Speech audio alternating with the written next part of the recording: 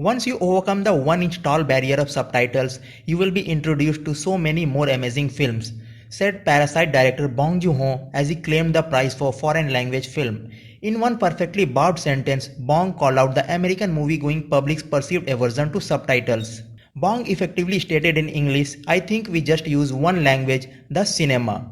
So welcome to my channel Beyond Subtitles, and we will look at best of movies and TV series around the world.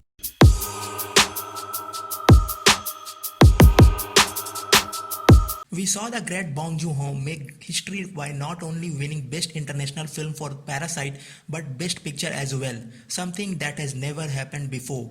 But Bong is not alone. His Korean contemporaries like Kim Ji-woo and Chan Wook Park and others have been turning in great works for years and may follow Bong's footsteps at Oscar one day. To give you an idea of the high caliber of their work, check out the 10 best South Korean thrillers from the past decade.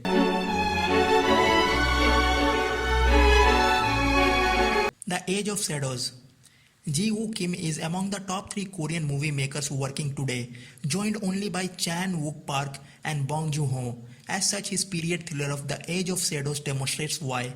Starring Parasite's Kang Ho-song, the film centers on a group of Korean resistors who, in retaliation of the Japanese government's severe operation, conducts a bombing campaign with stolen explosives. The resistors seek to raise the Japanese properties that threaten to squeeze local Koreans out of business.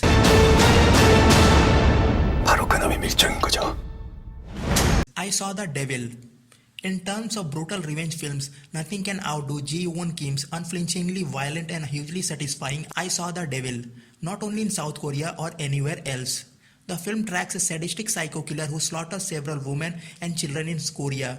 One of the killer's latest victims, a female, was married to a skilled secret agent named Song-hyun. Vowing revenge, Song-hyun tracks down the killer, pulverizes him to a bloody pulp, allows him to escape, and only to chase him all over again and repeat the process.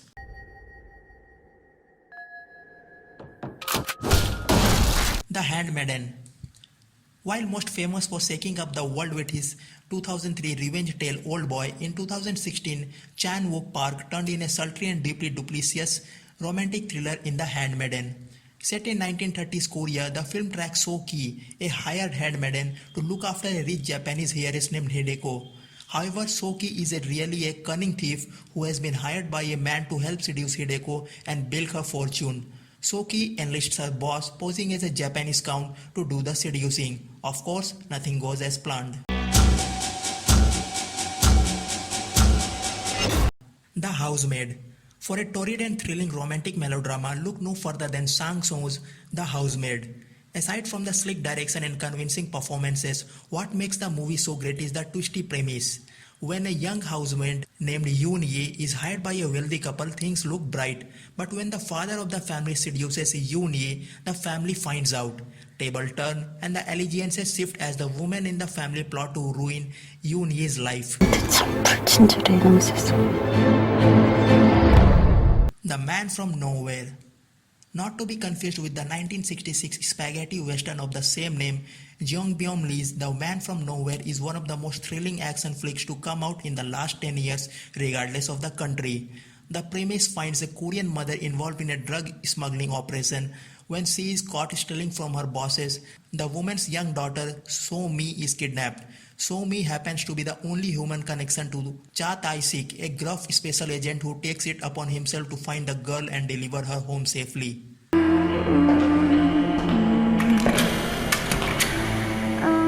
The Yellow Sea. In the gory and hyper-violent Yellow Sea, a simple taxi driver is hired to travel from China to South Korea to assassinate a professor. Yet through an unforeseen circumstance, the target is turned and the taxi driver must run for his life. Directed by Hong Jin-ah, The Yellow Sea blends big broad action with personal drama in ways rarely seen. As the taxi driver evades a series of violent attacks, he tries to mend the strained relationship with his estranged wife. With a hair-raising finale, few South Korean thrillers of the past decade has been this effective.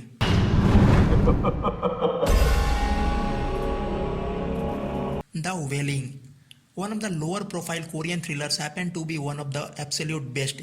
Indeed, The Wailing almost plays like the South Korean cousin of Seven. Written and directed by super talented Hong Ji-na, the film follows a police detective who investigates a spreading sickness in a small fishing village that has something to do with a mysterious stranger that's new to town. With great performances, splendid photography, and a spine-chilling revelation at the end, see this movie ASAP.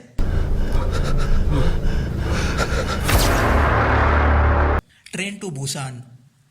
Even among the tiresome trend of trampled zombie movies and shows of the past decade, Train to Busan shows as a refreshing genre exemplar. It's simply one of the best movies to come out of the South Korea in the last few years. The reason why the movie works so well, aside from the awesome effects and gruesome zombie action, is the strong relationship between the two leads and the performances by the actors cast. When a somewhat neglectful father allows his young daughter to travel via Seoul to Busan on the KTX train, he has no idea a zombie apocalypse is about to break out. He must not only defeat scores of undead ghouls, but save his daughter as well.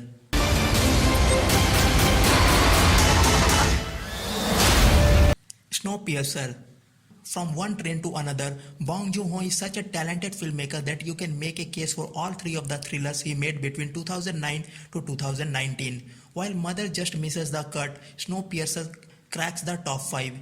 Set in a dystopian future following an environmental catastrophe, Earth's population has been quarantined in a giant train called Snowpiercer that circles the globe. Classes are divided between the various compartments of the train, with the rich and powerful up front and the lowers in the back. The movie is so good that it has been turned into a TV show, but sadly it doesn't match up to its predecessor. Let me go ahead. The Parasite. To simply label Parasite a thriller is not only lazy, but it's a reductive insult. Bong's masterpiece transcends genre and defies category in ways we have never seen before. It's funny one moment, thrilling the next, dramatic one moment, horrific the next, all of which build up to a gut-punching finale. But the real strength of the film is the socio-economic commentary it sharply observes, highlighting the class divisions and financial inequality that plagues our time.